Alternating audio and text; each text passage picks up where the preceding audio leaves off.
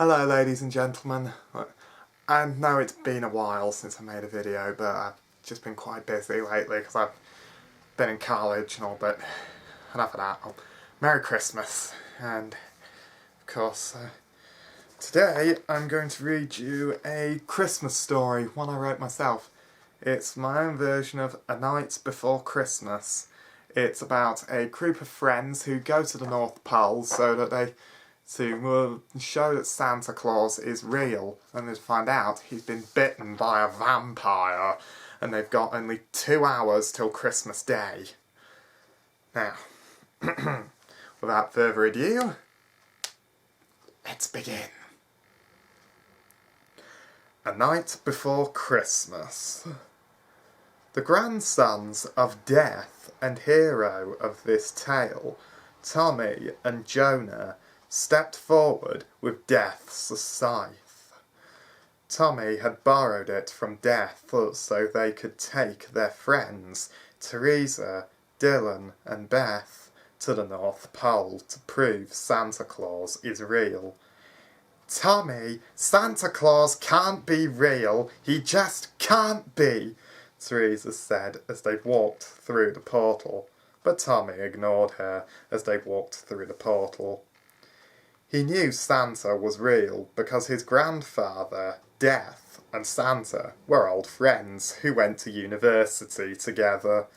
But when Death's scythe broke after a fight with the devil ruler, Satan, Hades, the god of the underworld, along with Satan's army of the undead and demons from hell and the underworld alike, Santa gave him a new and more powerful one, and that had sparked a lifelong friendship between Santa Claus and Death. But now they were on their way through the portal from Stoke-on-Trent to the North Pole, little knowing of what adventure will await them as they travelled to the frozen lands of the North Pole, where Santa rules. Polar bears are the top predators. Local people hunt things as big as white whales. And birds carry messages for miles and miles. The trio stepped through the portal and into the frozen north. "Blimey, it's cold," said Jonah stammered as he wrapped his arms around himself and shivered. The others did the same as they walked to the workshop in the distance. After a few minutes of walking, they arrived at the workshop, but the place was deserted by the looks of it, and the workshop door was half open. "I'd say we should take a look," Beth said Beth, as they all agreed and trudged through the snow, shivering as they did so. As they entered and turned on the lights, a fat woman in a red and white dress ran over to Tommy and wrapped her arms around him in a bone-breaking hug. "Hello, Nancy. It's okay now. We're here." Tommy said painfully, as Nancy Claus squeezed Tommy tighter in her embrace. Then she let him go and looked at Tommy and his friends. "I'm sorry, dear. It's just we need help. It's Santa. He's been bitten by a vampire," Nancy cried. Teresa stepped forward and put a hand on her shoulder. "Can you show us if it's okay?" "Yeah," she asked Nancy as tears formed in her eyes. Then she nodded, and then she took them down to the cellar where the coffin lay. Ooh. As they approached the coffin, they saw it was covered in Christmassy stuff. The top was half open, chains were attached to it, and there was heavy breathing coming from within the coffin. Santa? Are you in there? Asked Beth as they edged slowly forward. Then Santa Claus burst out of the coffin, thrashing his arms around like a mad ape, baring his huge fangs almost 30 inches long and letting out a blood-curdling screech. Beth screamed and leaped into Tommy's arms. Teresa landed on her backside. Dylan and Jonah threw themselves behind Tommy as he stood there with hair shaking with Beth clung to him. Santa, calm down! It's me, Tommy. I'm Death's grandson. We're here to help you, Tommy cried as Santa's chains held him back. But then Santa stopped and went back into the coffin.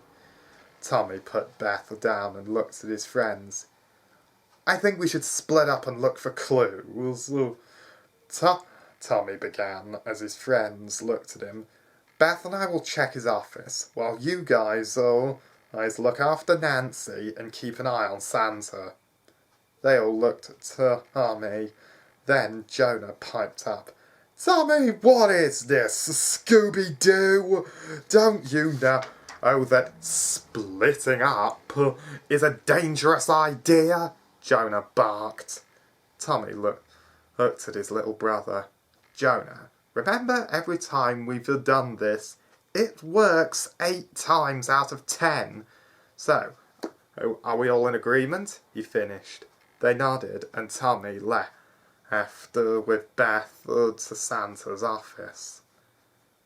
An hour later, Tommy and Beth were in Santa's office, looking for clues as to how to cure him. Then Beth found a bowl with ingredients, milk, and a note in it. Tommy, come see this, Beth said as she put the bowl on the desk. Tommy came over to her, unravelled the note and read it. To whomever may read this note. If you read this note, I am a vampire, but I will need you to know who the vampire who bit me is.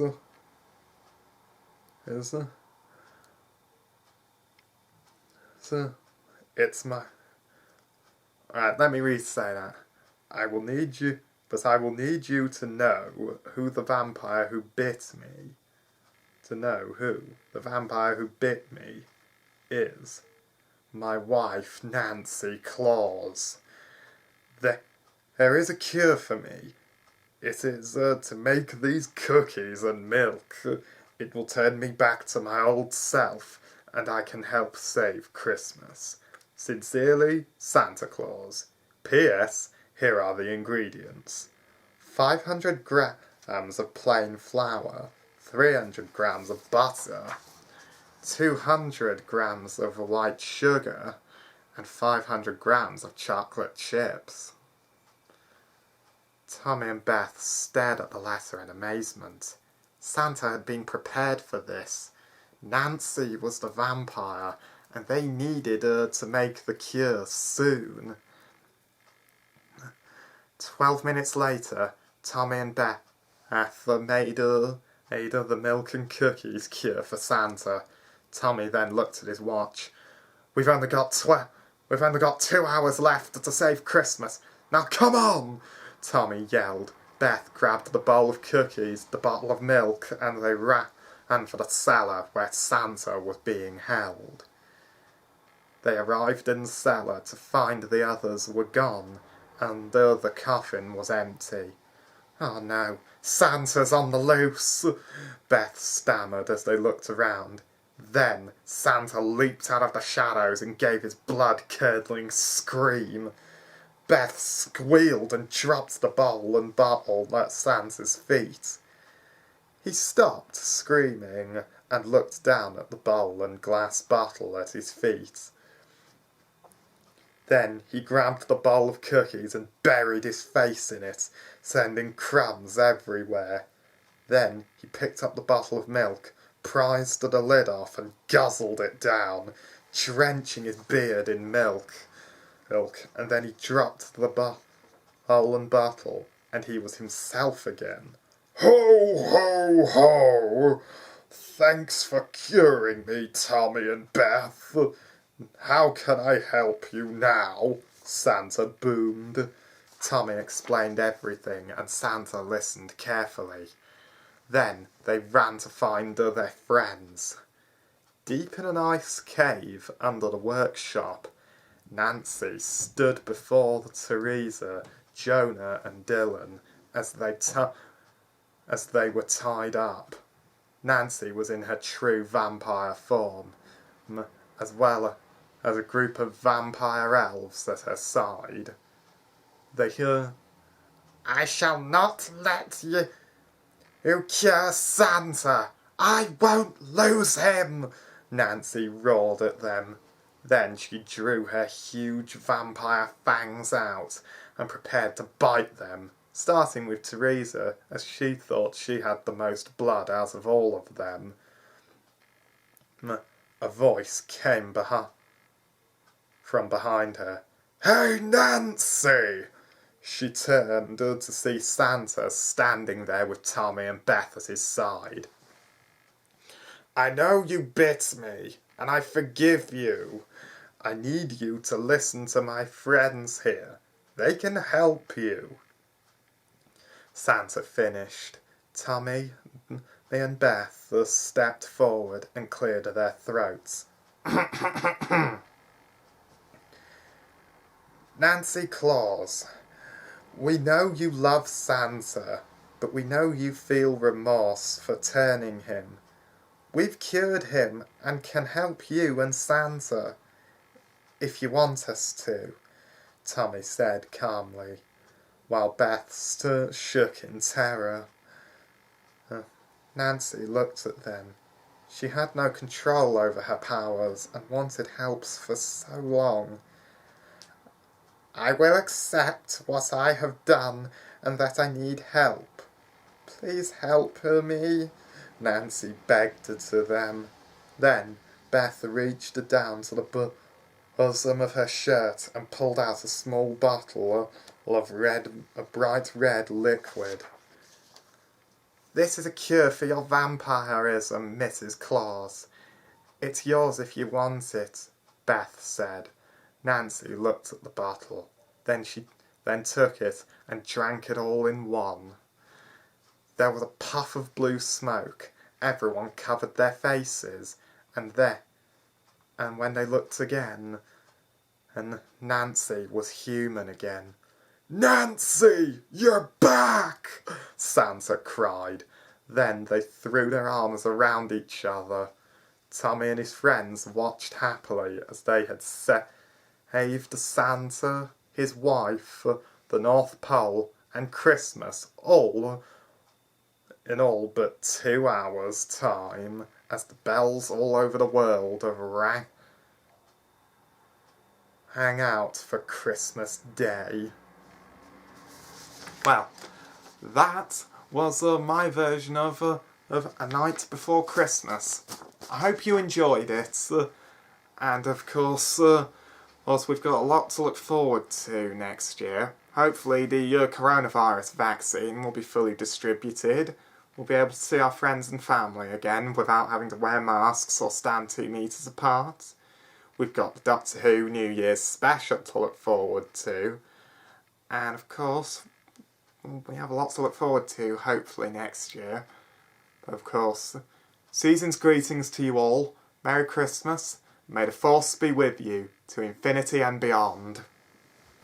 Bye.